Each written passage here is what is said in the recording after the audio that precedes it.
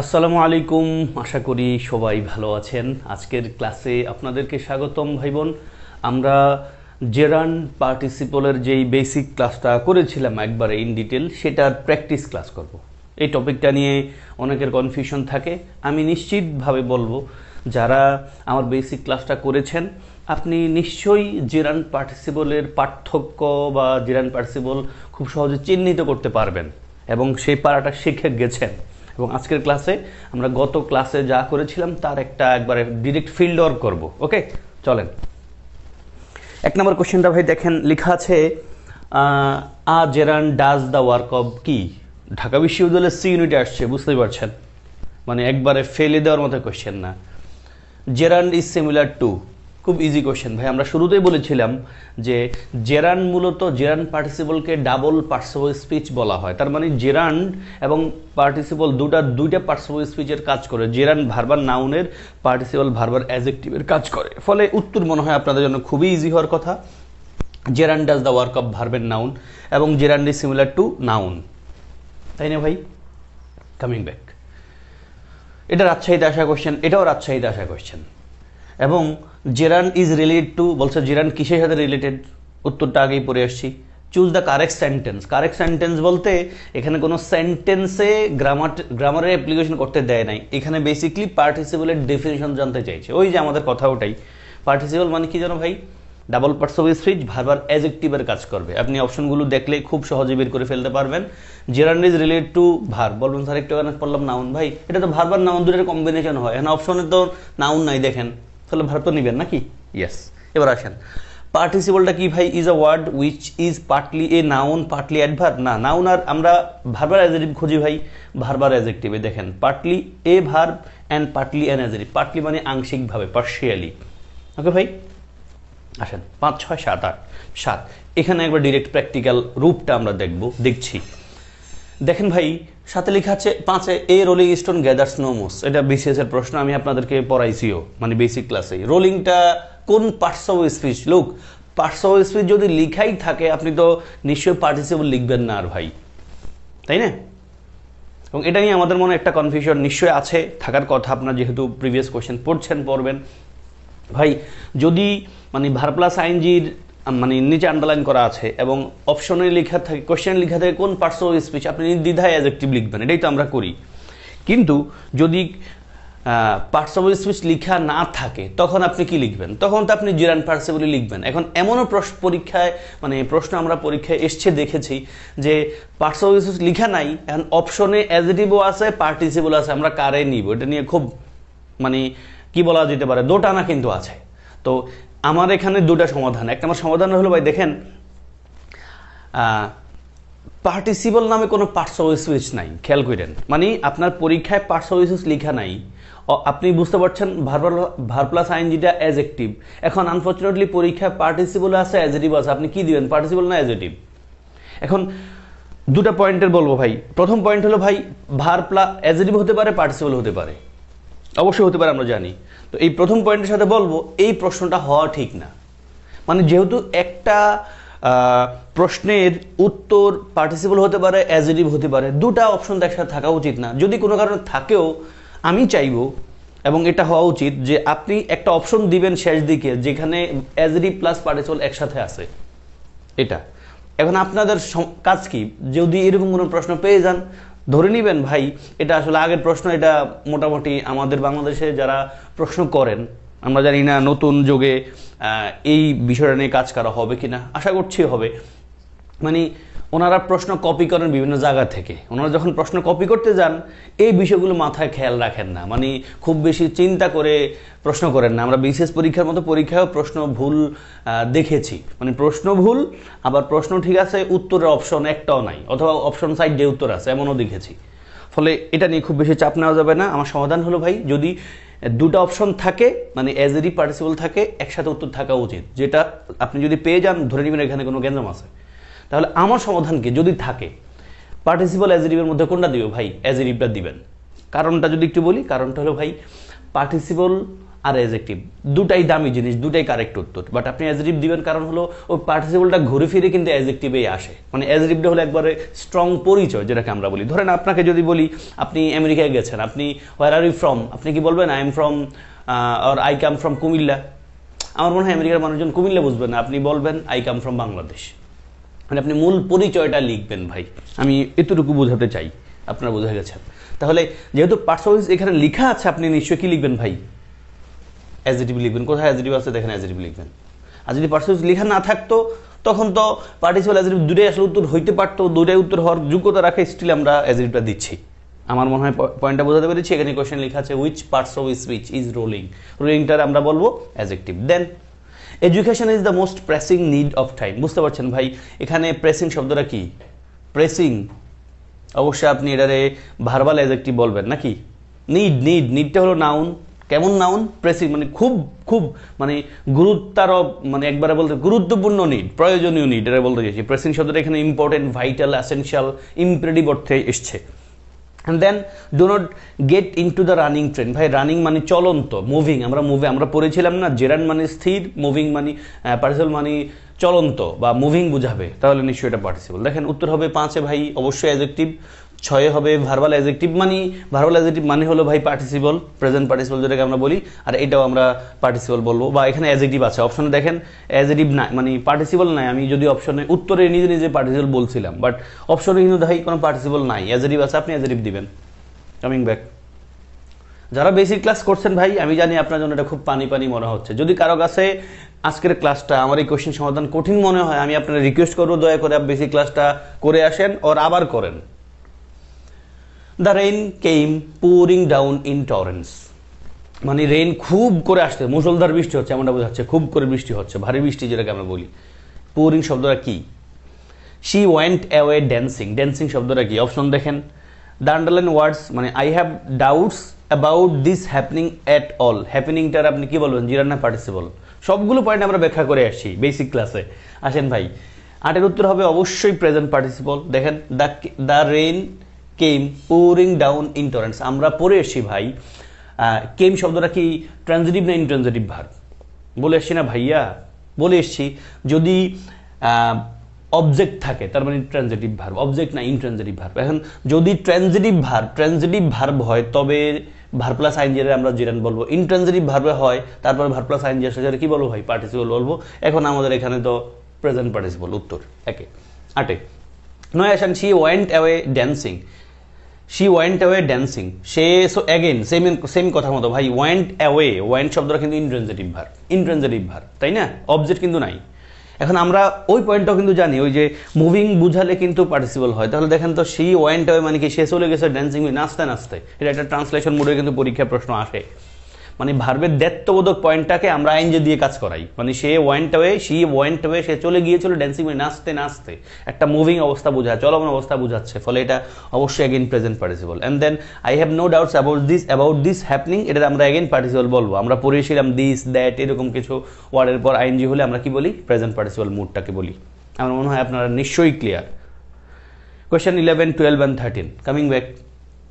Suddenly finding himself alone, he became frightened. Riding a horse, he went to a distant place. Opening the file, the detective took out a newspaper cutting. Openingটা কি, একবার 3টা কোশ্চেনের উত্তর same এবং উত্তরের ব্যাখ্যাও কিন্তু অলমোস্ট সেম। আমরা বলেছিলাম ভাই, যদি কোনো সাবজেক্টের মানে 2টা ভার্ব আছে কোনো বাক্যে, সাবজেক্ট কিন্তু সাবজেক্ট একটা বাট ভার্ব আছে 2টা, একটা ফাইনাইট একটা নন ফাইনাইট, ঠিক আছে।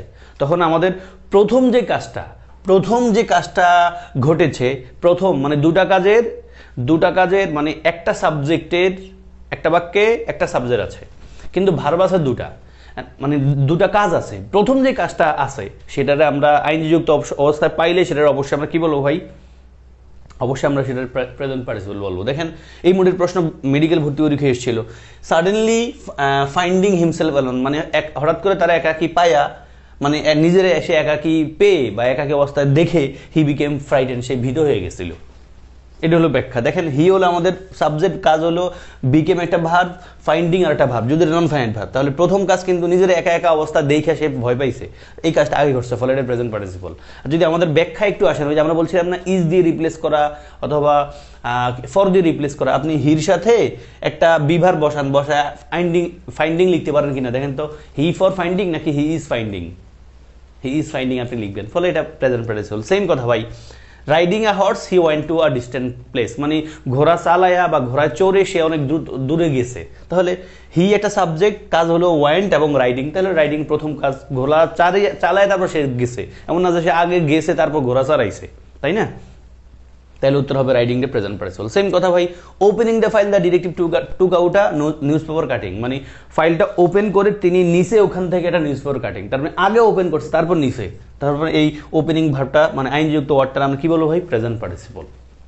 কামিং ব্যাক 14, 15, 16, ভালো কোয়েশ্চেন, আমরা আপনাদেরকে আগেও পড়িয়ে এসেছি এটা দিয়ে ঢাকা ইউনিভার্সিটির বি ইউনিটে, জাহাঙ্গীরনগরের ই ইউনিটেও প্রশ্ন আসছে, ঢাকা ইউনিভার্সিটি বি ইউনিটে একাধিকবার আসছে। দেখেন ভাই, ইট ইজ অলওয়েজ, সি ইউনিটও আসছে ঢাকা ইউনিভার্সিটির, এই এম্বারের শব্দটা দিয়েই আমি আপনাদেরকে অ্যাডজেক্টিভের ক্লাসও পড়াইছি। It is always dash when you misunderstand the customs of other countries. It is always, আপনি ইজটার একটা লিঙ্কিং ভার্ব জানি, তারপর একটা অ্যাডজেক্টিভ লাগবে, অ্যাডজেক্টিভ কোনটা নেবেন নেন। He is quite dash with my progress, সে আমার প্রোগ্রেস নিয়ে সম্পূর্ণভাবে কি মানে খুশি, কোনো ওয়ার্ডটা নেবেন, একটা অ্যাডজেক্টিভ লাগবে অ্যাগেইন। শি সিম একটা লিঙ্কিং ভার্ব, একটা অ্যাডজেক্টিভ লাগবে, কোনটা নেবেন নেন, আমি উত্তর দেখাই। উত্তর হলো ভাই 14তে অবশ্যই ইট ইজ অলওয়েজ ড্যাশ। আমরা জানি, আমরা বলেছিলাম ভাই এই পয়েন্টটা, যে ব্যক্তির ফিলিংসকে বোঝানোর জন্য আমরা ইডিযুক্ত অ্যাডজেক্টিভ ইউজ করি, like I am satisfied, I am embarrassed. But কোনো একটা সিচুয়েশনকে বা কোনো একটা বিষয়কে নিয়ে যখন আমরা ডেসক্রাইব করি, বর্ণনা করি, তখন কিন্তু আইনযুক্ত অ্যাডজেক্টিভ। মূল পয়েন্ট হলো ভাই, ব্যক্তির ফিলিংসকে বোঝানোর জন্য আমরা ইডিযুক্ত অ্যাডজেক্টিভ ইউজ করি, আর বস্তুকে নিয়ে কোনো বিষয় নিয়ে ডিসক্রাইব করতে গেলে আমরা আইনযুক্ত অ্যাডজেক্টিভ ইউজ করি। হ্যান্স ইট ইজ অলওয়েজ, ইট মানে তো কোনো ব্যক্তি না, তাই না, কোনো কিছু একটা। ইট ইজ অলওয়েজ এম্বারেসিং, একটা অ্যাডজেক্টিভ লাগবে, এম্বারেসিং নিব আমরা, এম্বারেস ভার্ব নিব না, এম্বারেসমেন্ট নিব না, নাউন, বরং আমরা এসির মধ্যে কোনটা নিব? এম্বারেস তো নিব না, এম্বারেসিং নিব। It is always embarrassing when you misunderstand the customs of other countries. Then অর্থটা নিশ্চয়ই বুঝতে পারছেন, ইজি অর্থ, বাক্যটা একটা complex sentence. He is quite dash with my progress, he is quite কি, এই যে তার অবস্থার বোঝাচ্ছে, তার নিজের মনের অবস্থা বোঝাচ্ছে, সে সম্পূর্ণ খুশি, তাহলে he is quite satisfied with my progress. And then she seemed, again ওই যে ব্যক্তির ফিলিংস বোঝাচ্ছে, শি সিমড, তারে মনে হচ্ছে কি, embarrassed and ill at ease bent her head. Okay ভাই, তারে মনে হচ্ছে খুব কি বলবে, বিব্রত এবং অসুস্থ, at is and bent her head, তার মাথা নোয়ায় ফেলছে, মানে তারে মনে হচ্ছে সে খুব সহজেই অসুস্থ হয়ে যায়, বিব্রত হয়ে যায় এবং তার মাথা নোয়ায় ফেলে, মাথা নুয়ে ফেলিয়েছিল, এমন একটা অর্থ দিচ্ছে পাস্ট টেন্সে যেহেতু। তাহলে কোশ্চেনের আনসারগুলো ক্লিয়ার ভাই, লিঙ্কিং ভার্বের পর অ্যাডজেক্টিভ লাগবে, এটা আমরা জানি। প্লাস আমরা জানি ব্যক্তির ফিলিংসকে বোঝানোর জন্য ইডিযুক্ত অ্যাডজেক্টিভ, আর কোনো বস্তুকে নিয়ে বা কোনো ঘটনাকে নিয়ে ডেসক্রাইব করতে গেলে আমরা আইনযুক্ত অ্যাডজেক্টিভটাকে ইউজ করি। আসেন 17, 18, 19 দেখেন ভাই, 17 ঢাকা ইউনিভার্সিটির বি ইউনিটের প্রশ্ন, খুব রিসেন্ট প্রশ্ন। হ্যামলেট কিন্তু শেক্সপিয়ারের সাথে কানেক্টেড, আপনারা জানেন। Written in early 17th century, is as alive and একবার সেম মুডের প্রশ্নটা আসছে, এটা ঢাকা ইউনিভার্সিটি বিউনিটের প্রশ্ন না, রিসেন্ট না, এটা আরো আগের প্রশ্ন। বাট এই হ্যামলেটের জায়গায় আসছিল বিদ্রোহী, রিটেন বাই নজরুল ইসলাম, এরকম দিয়ে আসছে, এবং অ্যালাইভ এবং এই ওয়ার্ডগুলোই কিন্তু আছে ভাই, মানে শুধু হ্যামলেটের জায়গায় বিদ্রোহী আসছে, এই রিটেন বাই কাজী নজরুল ইসলাম, এই পয়েন্ট, এখানে রিটেন বাই শেক্সপিয়ার কথা লেখা নাই, ওখানে রিটেন বাই কাজী নজরুল ইসলাম লেখা আছে, এরকম আর কি। তাহলে Hamlet written in early 17th century is as alive and dash today as it was nearly 400 years ago। কি লিখবেন উত্তর ভাই?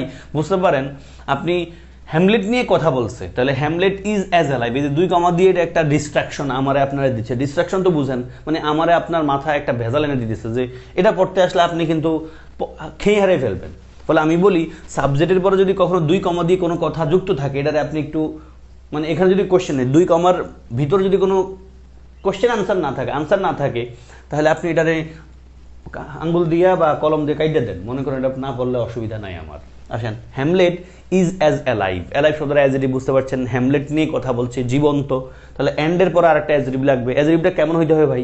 আইনযুক্ত অ্যাডজেক্টিভ লাগবে, যদি এরকম মুডের আসে, মানে আইনযুক্ত অথবা ইডিযুক্ত অ্যাডজেক্টিভের অপশন থাকে, তাহলে আমরা আপিলিং কোথায় আছে দেখেন, আপিলিং। হ্যামলেট নিয়ে কথা বলছে, কোনো ব্যক্তি নিয়ে না, কিন্তু হ্যামলেট কোনো ব্যক্তির নাম না এখানে। এখানে আমরা হ্যামলেট একটা লিখনি, বুঝতে পারছি। আপিলিং। দ্য মুভি ওয়াজ, দেখেন মুভিটা নিয়ে কথা বলছে। মুভি ওয়াজ বোরিং হওয়া উচিত ছিল না, দেখেন তো বোরিং। সো হি বিকেম, সে হয়ে গেছে, এখানে তার ফিলিংসটা বোঝাচ্ছে, ফলে এখানে বোরিং, এখানে বোর্ড লাগবে। And then he passed a dash order, মানে সে লিখিত একটা অর্ডার পাস করছে। লিখিত অর্ডার মানে কি ভাই, খেয়াল আছে আপনাদেরকে বুঝাইছি কিন্তু আমি। ব্রেকিং আর ব্রোকেন পার্থক্য কি? ব্রেকিং মানে হলো ভাঙতেছে, সামথিং ইজ ব্রেকিং, ভাঙতেছে এখন প্রেজেন্ট পার্টিসিপল। আর ব্রোকেন মানে কি, ভেঙে গেছে। বয়লিং আর বয়েলড, ভাই বয়লিং মানে কি, মানে ডিমটা সিদ্ধ হচ্ছে, আর বয়েলড মানে কি, সিদ্ধ হয়ে গেছে। ফলে এটা বাক্য বুঝে, বাক্যের অর্থ বুঝে আপনি মানে কাজটা কি চলমান আছে ওই ঘটনার সাথে, নাকি কাজটা শেষ হয়ে গেছে ওই ঘটনার সাথে, এটা মিল করে আপনি উত্তর করতে হবে। আসেন এখানে উত্তর অবশ্যই 17 ভাই appealing is as alive and appealing, the movie was boring and he became bored. আর এখানে দেখেন he passed a written order. Written কেন লিখছি ভাই, লিখা হয়ে গেছে, সে পাস করছে একটা লিখিত অর্ডার। রাইটিং অর্ডার লিখতে পারবেন না আপনি, কারণ অর্ডারটা নাউন, একটা অ্যাডজেক্টিভ লাগবে। রাইটিং অর্ডার লিখা যাবে না। রাইটিং মানে কি, কিছু একটা লিখতেছে কেউ, এমন একটা জিনিসকে রেফার করে। ফলে এখানে রিটেন মানে লিখা হয়ে গেছে এমন একটা order. Coming back 21 the licence of dance driver should be band. খুব ইম্পর্টেন্ট কোয়েশ্চেন, এটা নিয়ে আমি স্টুডেন্টের কাছ থেকে, এই দুটো কোয়েশ্চেন নিয়ে আমি স্টুডেন্টের কাছ থেকে অনেক প্রশ্ন পাই। There were dash reactions after the bill was passed. ভাই চিন্তা করেন, the licence of dash driver, driver শব্দটা নাউন জানি, একটা অ্যাডজেক্টিভ লাগবে, এই তো। এখন অ্যাডজেক্টিভ আপনি কি নেবেন, ড্রিঙ্কিং নেবেন না, ড্র্যাঙ্কও নেবেন না, ড্রাঙ্ক না ড্রাঙ্ক নেবেন।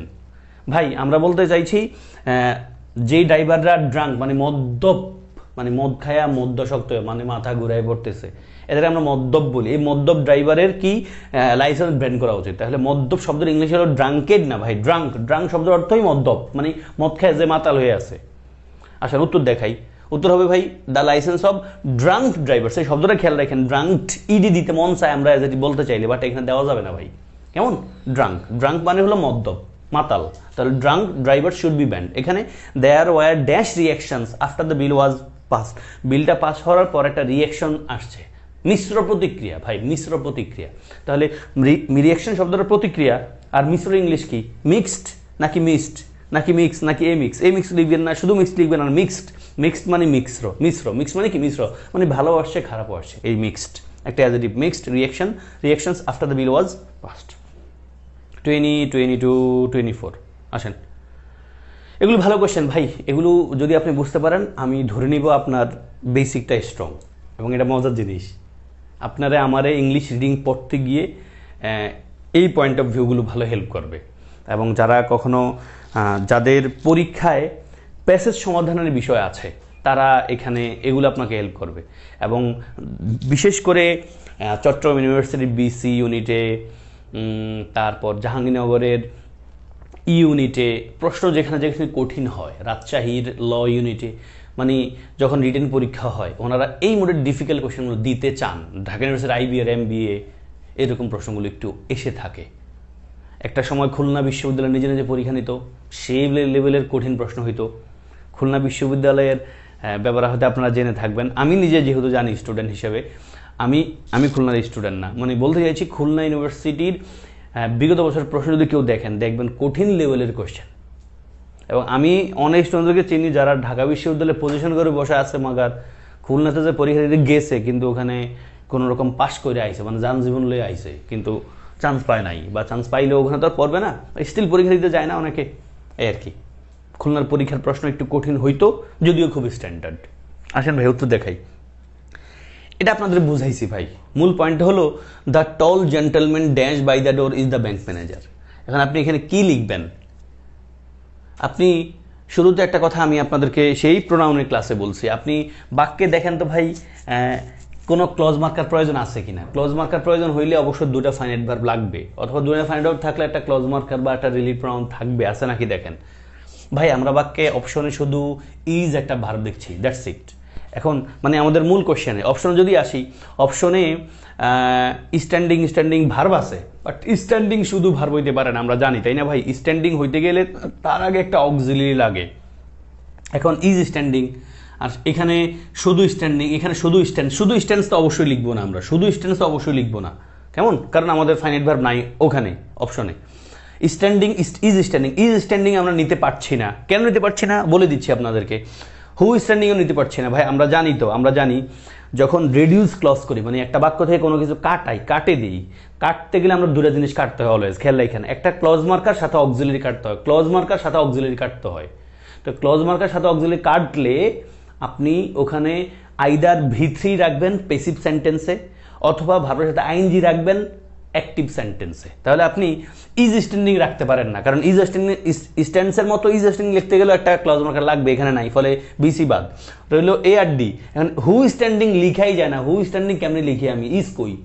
হু ইজ স্ট্যান্ডিং লিখলে আমরা ধরতাম এখানে কোনো রেডিউস ক্লজ করা হয় না, মানে কোন শব্দ বাক্য থেকে কোনো কিছু বাদ দেয় না। হু ইজ স্ট্যান্ডিং হলে ঠিক নিতাম উত্তর অবশ্যই, বাট হু ইজ স্ট্যান্ডিং এর জায়গায় আমরা হু কাইটা দিছি, ইজও কাইটা দিছি, শুধু স্ট্যান্ডিং রয়ে গেছে।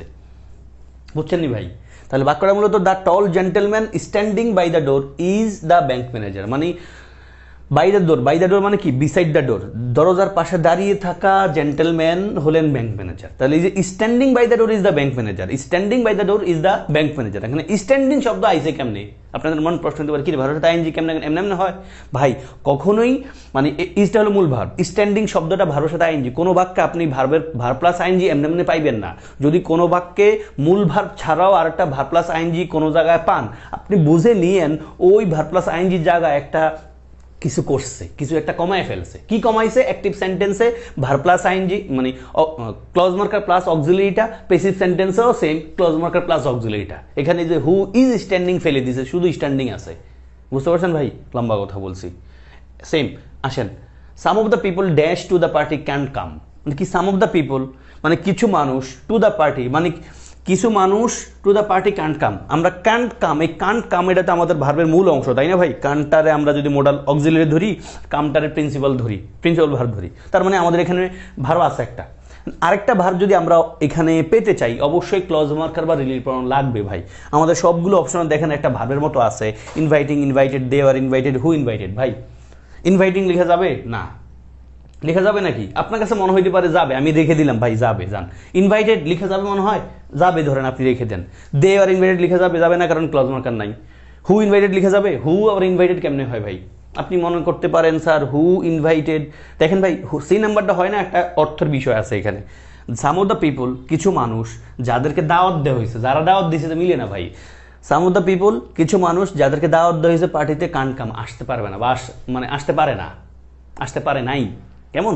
তাহলে যাদেরকে দাওয়াত দেওয়া হয়েছিল, প্যাসিভ মুড কিন্তু লাগবে ভাই। তাহলে এই মানুষ কিন্তু কাজ করে না, এই মানুষকে কাজ করানো হয়েছে, মানে বাক্যের প্যাসিভ মুডটা যেটা বলি, এই মানুষরা দাওয়াত দেয় নাই, বরং এই মানুষগুলোরে দাওয়াত দেওয়া হয়েছে, প্যাসিভ মুড। বাক্যটা মূলত যেমন ছিল, some of the people who were invited, some of the people who were invited to the party can't come. তাহলে হু ওয়ার ইনভাইটেড কোনো অপশনে আছে ভাই? এই যে হু ওয়ার ইনভাইটেড দিলে এটা নিতাম, বাট হু আর ইনভাইটেড নাই। ইনভাইটিং দিতে পারবো না, হু ইজ ইনভাইটিং মিলে না, তারা কিন্তু হু আর ইনভাইটিং কিন্তু না, তারা কিন্তু দাওয়াত দেয় নাই, তাদেরকে দাওয়াত দেওয়া হয়েছে। ফলে উত্তর নিশ্চয় বি নাম্বার হওয়া উচিত ভাই। উত্তর কি হওয়া উচিত? হু ওয়ার ইনভাইটেড, মানে সাম অফ দ্য পিপল কিছু মানুষ হু ওয়ার ইনভাইটেড যাদেরকে দাওয়াত দেওয়া হয়েছে টু দ্য পার্টিতে কান্ট কাম, তারা আসতে পারে না। তাহলে হু ওয়ার ইনভাইটেড বলবেন স্যার হু ওয়ার ইনভাইটেড তো নাই ভাই, হু ওয়ার কাইটা দিছি আমরা। ওই যে বললাম না, রেডিউস ক্লজ করতে গেলে আমরা ক্লজ মার্কার অক্সিলারি ফেলে দিই। তাহলে উত্তর হবে ভাই কি? সাম অফ দ্য পিপল কিছু মানুষ হু ওয়ার ইনভাইটেড যাদেরকে দাওয়াত দেওয়া হয়েছিল to the party can't come, আসতে পারে নাই। তাহলে হু ওয়ার কেটা দিয়ে আমরা শুধু ইনভাইটেড রাখছি। খুব ইম্পর্টেন্ট পয়েন্ট এটা ভাই।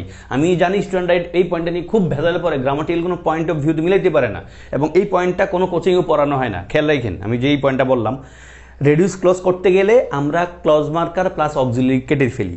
অ্যাক্টিভ সেন্টেন্সে হু মানে ক্লজ মার্কার সাথে অক্সিলারি, তারপর আইএনজি হয়, আইএনজিটা থাকে। আর প্যাসিভ সেন্টেন্সে ক্লজ মার্কার অক্সিলারি কেটে দেই, তারপর ভিটি থাকে। এখন বলবেন কখন আইএনজি কখন ইডি, আমরা কেমনে বুঝবো ভাই? বাক্য পরে বুঝবেন। অ্যাক্টিভ সেন্সে থাকলে আইএনজি, প্যাসিভ সেন্সে থাকলে ED. Active and passive both সেন্টেন্সে আপনি ক্লজ মার্কার আর অক্সিলারি কেটে দিবেন। কেমন ভাই? আসেন, দ্য ব্রিজ, সেম কথা। The bridge dash sentry for the rail road has been found faulty. ভাই হ্যাজ বিন ফাউন্ড ফল্টি, এই পার্টটা আমরা যদি ভার্ব ধরি বাক্যের, অবশ্যই এটা মূল ভার্ব। এখন আরেকটা ভার্ব যদি আমাদের অপশন থাকতে হয়, ক্লজ মার্কার লাগবে বা রিলেটিভ প্রনাউন লাগবে, দেখেন অপশন একটা তো নাই। ফলে আপনি বুঝে নিন এখানে রিডিউস ক্লজ করা হয়েছে। তাহলে আপনি কি লিখবেন ভাই?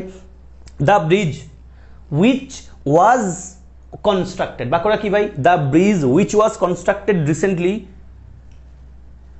For the rail road has been found faulty, তাহলে হুইচ ওয়াজ অথবা হুইচ হ্যাজ বিন যেটাই বলেন আপনি পেসিভ মুডে লিখবেন, তাই না? কারণ ব্রিজ তার নিজে বানানো, যেটা বানানো হয়েছে। তাহলে হুইচ এবং ওয়াজ অথবা হ্যাজ বিন এই দুটারে ফেলে দিতে হবে। আপনি থাকবে কি শুধু কনস্ট্রাক্টেড, কই আছে দেখেন, এই যে the bridge constructed recently for the rail road has been found faulty. আমি নিশ্চিত করে বলবো যারা আমার এই কথাটা বুঝতে পেরেছেন, আপনার কাছে ভালো লাগছে, ভালো লেগেছে, বুঝতে পেরেছেন এই পয়েন্ট অফ ভিউটা, আপনাকে খুব হেল্প করুন ইনশাআল্লাহ। 25, 6, 7 সেই মুডের প্রশ্ন ভাই আসেন। An inflation rate is only 4% dash a big difference to export. Which of the following sentence is correct? খুব ভালো কোয়েশ্চেন, দেখেন চিন্তা করেন। There is a man dash next door to me. আমার খুব বেশি ব্যাখ্যা নাই, সেম মুডের কথাবার্তা। আসেন উত্তর দেখাই দেই ভাই। বলবে an inflation rate is only 4%। দেখেন আমাদের ইজটা মূল ভার, আর কোনো ভার দরকার নাই, যেহেতু আর কোনো রিলেটিভ প্রোনাউন বা ক্লজ মার্কার নাই। এবার আমাদের কি দরকার? আমাদের দরকার একটা মানে রেডিউস ক্লজের মতো একটা কিছু। আমাদের অপশনে সব জায়গায় ভার্ব আছে। এখন কি আইএনজি নিব নাকি ইডি নিব? এবার বাক্য পরে দেখবো অ্যাক্টিভ মোডে থাকলে আইএনজি, প্যাসিভ মোডে থাকলে ইডি নিব।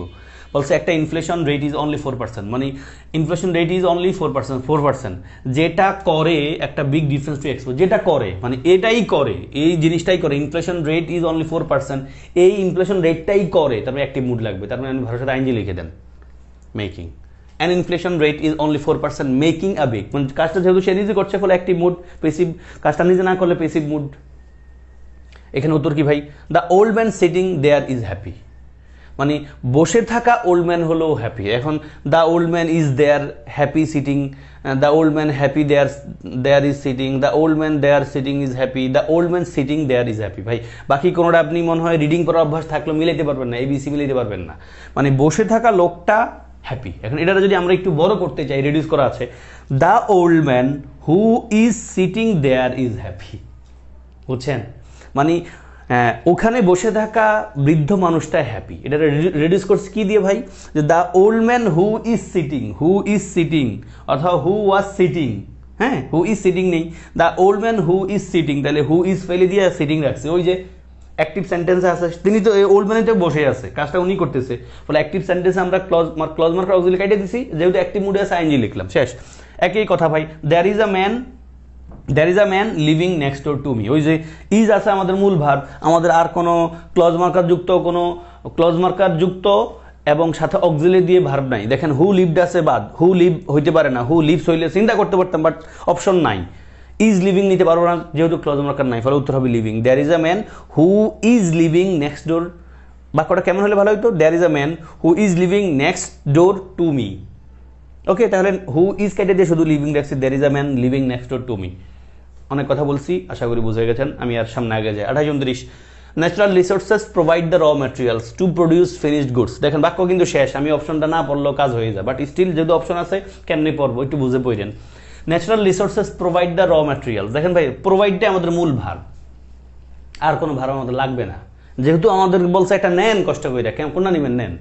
এখন আমরা একটু চিন্তা করবো ভাই কোন একটা ভার্ব নিব যেটা নিলে বাক্যের অর্থ ঠিকঠাক থাকে। একটা ভার্ব আনতে গেলে ক্লজ মার্কার লাগবে, ক্লজ মার্কার দিয়ে উইচ নিড আছে আনতে মারিয়ে দিলে হবে না। বাক্য বলছে ন্যাচারাল রিসোর্সেস প্রোভাইড, আমি উত্তর সহ একসাথে দেখাই আসেন। Natural resources provide the raw materials, natural রিসোর্সগুলো প্রোভাইড করে র ম্যাটেরিয়াল। আর দেখেন এই যে natural resources provide the raw materials, এই র ম্যাটেরিয়াল নিয়ে আমরা কথা বলছি, তাই না? এখন এই র ম্যাটেরিয়ালস গুলো কি নিজে নিজে প্রডিউস করে বলেন তো? র materials to produce finished goods, র ম্যাটেরিয়াল নিজে নিজে কিন্তু করে না ভাই, এদেরকে দিয়ে করানো হয়, এদেরকে দিয়ে করা হয়, পেসিভ মুড লাগবে। তাহলে the raw materials which were needed, মূল বাক্যটা বুঝছেন কিনা? বাক্যটা মূলত ছিল natural resources provide the raw materials which were needed, মানে যাদেরকে প্রয়োজন হয় টু প্রডিউস ফিনিশড গুডস, মানে মূল পণ্যটা বানানোর জন্য যে জিনিসগুলোর প্রয়োজন হয়। তাহলে এই যে raw materials which were needed, which were কাইটা দিয়ে শুধু নিডেড রেখে দিলেন, পেসিভ মুড। সেম কথা, the man dance the gate, the man dance the gate has not yet double চলে আসে, সরি একবার আসবে, হ্যাজ নট ইয়েট কাম। ভাই এই হ্যাজ নট ইয়েট কামটা মূল ভার্বের অংশ, আর একটা ভার্ব আমাদের অপশনে দেখা যাচ্ছে, আমরা কারে নিব? অবশ্যই আইনযুক্ত ভার্বটা নিব, কারণ দ্য ম্যানটা নিজেই কাজ করছে এবং মূল বাক্যটা ছিল এরকম, the man who is opening the gate, the man who is opening the gate has not yet come, যেই মানুষটা দরজাটা খোলে সাধারণত তিনি নাই। তাহলে আমরা হু আর ইজ কাইটা দিলাম, শুধু ওপেনিংটা থাকবে।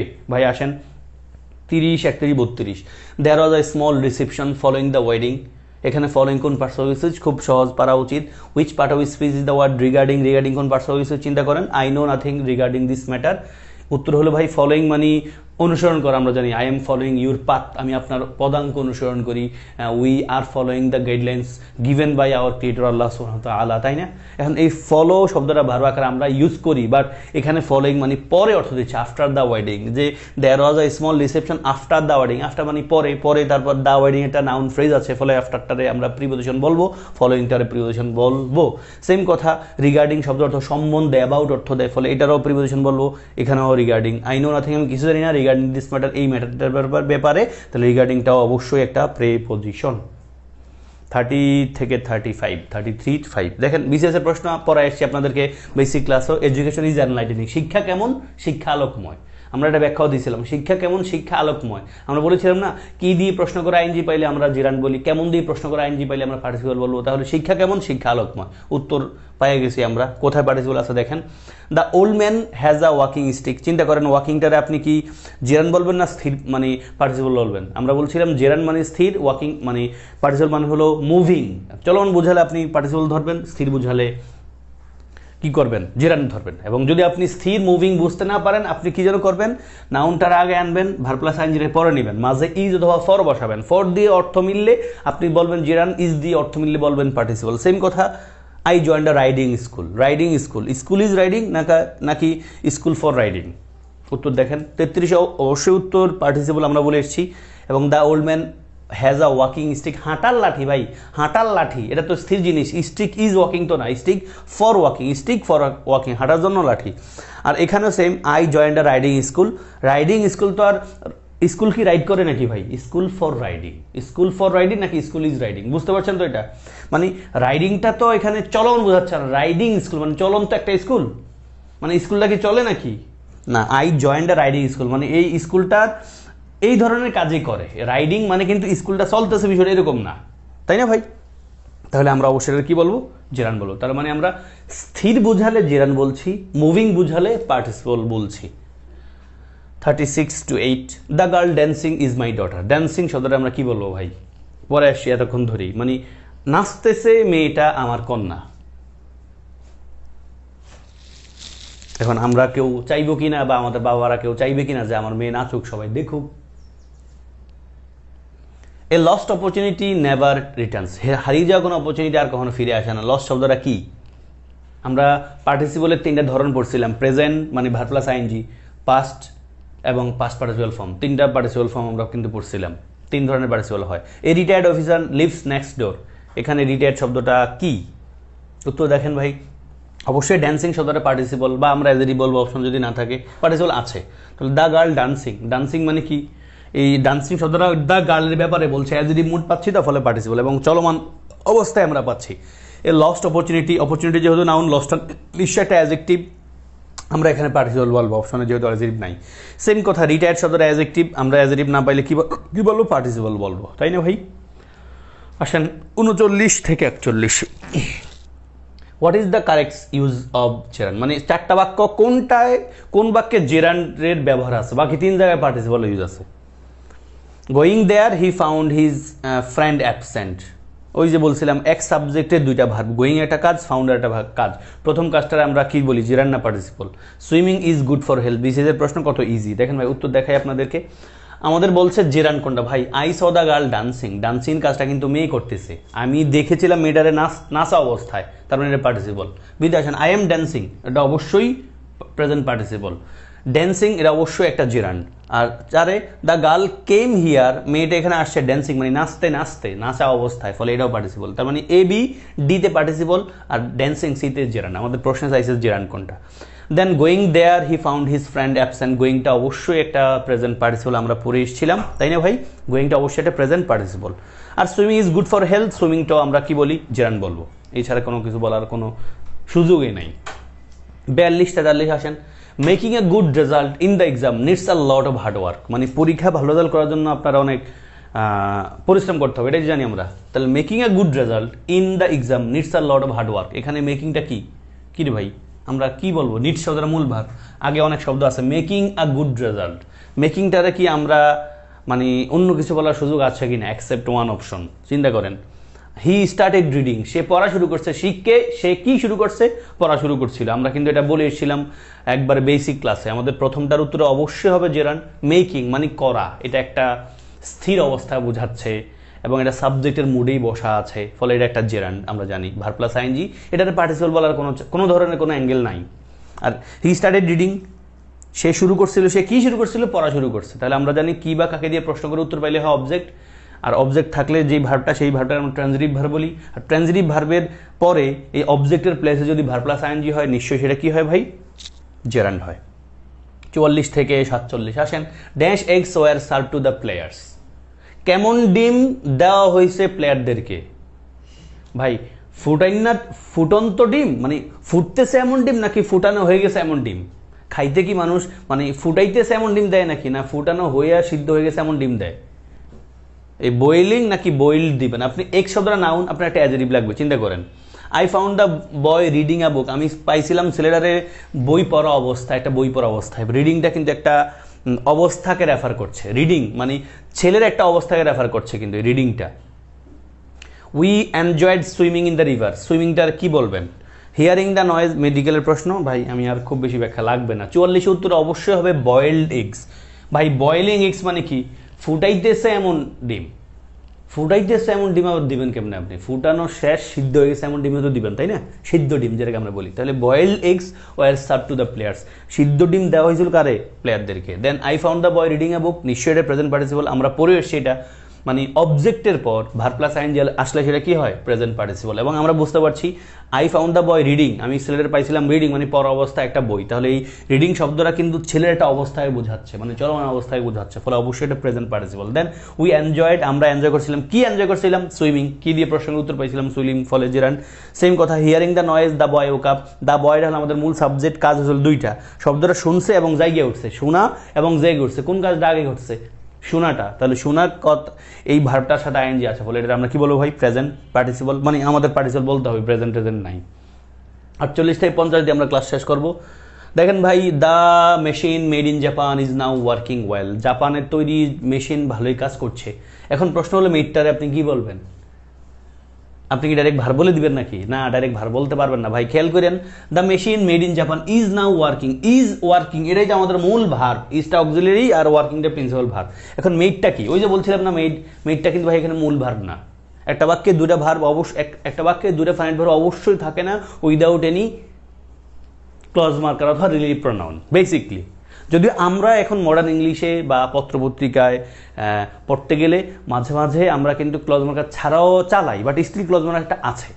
এখানে মেড শব্দটা কিন্তু আসলে মেড ছিল না, মূলত বাক্যটা ছিল the machine which was made in Japan is now working well. Which was made, যেটা তৈরি করা হয়েছে বা তৈরি হয়েছে জাপানে, যে উইচ ওয়াজ দুইটারে ফেলে দিছি, কেটে দিছি, রেডিউস করে ফেলছি, শুধু মেড আছে। তো এটা নিশ্চয়ই কি? Which was made. এটা তো ভাই এক মানে প্রেজেন্ট পার্টিসিপল না, অবশ্যই এটা কোন ফর্মে যাবে? এটা অবশ্যই আমরা পাস্ট পার্টিসিপল বলি। আইনযুক্ত পয়েন্টার আমরা প্রেজেন্ট পার্টিসিপল বলি, আর ইডিযুক্ত পয়েন্টার আমরা কি বলি? Past participle form. Watching television is my favourite pastime, মানে টেলিভিশন দেখা আমার একটা প্রিয় অবসর সময়। মানে আপনার প্যাস টাইম বলতে আমরা যেটাকে বলি অবসর সময় বা লেজার টাইম যেটাকে বলতে পারি, যখন অবসর পাই তখন। ওয়াচিংটা নিশ্চয়ই একটা জেরান্ট। ওয়াচিং টেলিভিশন দেখা। Then which of the underlined ones is a gerund, চারটার মধ্যে কোনটা জিরান? দেখেন ভাই, I know the dancing girl, dancing অবশ্যই পার্টিসিপল। ডান্সিং গার্ল, আমি মানে নাচতেছে মেয়েটারে চিনি, তাহলে ডান্সিং শব্দটা একটা অ্যাডজেক্টিভের মতো কাজ করছে, পার্টিসিপল এখানে। তারপরে বিনাবার আসেন, দিস ইজ মাই রিডিং, আমার রিডিং রুম এটা। রিডিং রুম, এখন রুম ইজ রিডিং নাকি room for reading? Reading room তার মুভিং করে না, চলে যায় না, রিডিং রুম এক জায়গায় থাকে, আপনি এসে পড়তে হয়। তাহলে রিডিং রুম, এখানে রিডিং রুম কিন্তু একটা জোড়া শব্দ, খেয়াল করেন। অ্যান্ড রুম ইজ রিডিং নাকি রুম ফর রিডিং? অবশ্যই রুম ফর রিডিং, পড়ার জন্য রুম। আমরা জানি যদি ভার প্লাস আইএনজির সাথে নাউন থাকে, আমরা মুভিং না স্থির বুঝতে না পারলে আমরা কি করি? লোকেশন চেঞ্জ করে ইজ ফর বসাই। যদি ফর দিয়ে হয় অ্যাবসলিউটলি সেটা জিরান, ইজ দিয়ে অর্থ মিললে সেটা হয় পার্টিসিপল। রুম ইজ রিডিং মিলে না ভাই, রুম ফর রিডিং, ফলে এটা জিরান। উত্তর পাই গেছে এখানেই। বাকিগুলো দেখি। Bring me the floating paper, মানে আমার আইনা দাও ভাসন্ত পেপারটাকে। তাহলে ফ্লোয়েটিং পেপার বুঝতে পারছি এটা অ্যাডজেক্টিভ কাজ করছে। পেপার ইজ ফ্লোয়েটিং, মানে পেপারটা ভাসতেছে, ফলে এটাও participle. I saw him dancing, reading, আমি তারা দেখছিলাম পড়া অবস্থায়। তাহলে রিডিং শব্দটা এই হিমের অবস্থাও রেফার করছে, ফলে অবশ্যই এটাও কি একটা পার্টিসিপল। মোটামুটি এই ছিল আজকের বকবক আশা করি আপনারা জেরান্ড পার্টিসিপলের নিয়ে আপনাদের কোনো কনফিউশন থাকে না, থাকবে না, থাকা উচিত না। যেহেতু আপনি বেসিক ক্লাসটা করেছেন, আজকের প্র্যাকটিস করেছেন, ইনশাআল্লাহ আমি প্রত্যাশা করি, আমি কনফিডেন্ট এই অর্থে যারা আমার ক্লাস করেছেন আপনি সব কিছু ক্লিয়ারলি বুঝতে পেরেছেন। ইনশাআল্লাহ আপনার পরীক্ষায় যেখানেই পরীক্ষা দেন না কেন, gerund participle point of view থেকে যেভাবেই প্রশ্ন আসুক না কেন আপনি আনসার করতে পারবেন। সবার জন্য শুভকামনা, দোয়া চাই। আজকের মতো বিদায়। আসসালামু আলাইকুম ওয়া রাহমাতুল্লাহ।